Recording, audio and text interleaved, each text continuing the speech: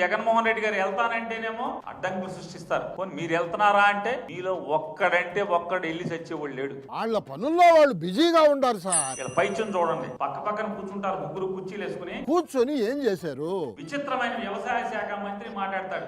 6,50,000 పంట పండేసింది, దాంట్లో 80% మేము కొనేసాం ఇప్పుడు కానీ మాట్లాడతాడు. 80% కొనేశారంట.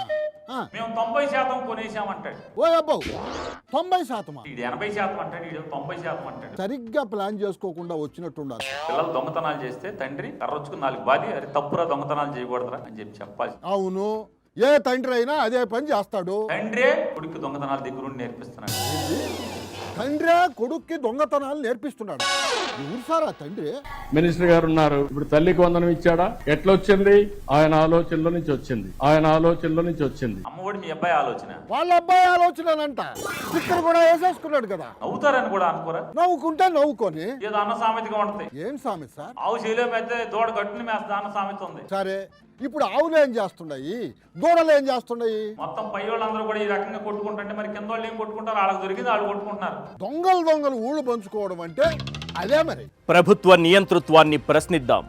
సాక్షి టీవీపై జరుగుతున్న దమనకాండను అడ్డుకుందాం.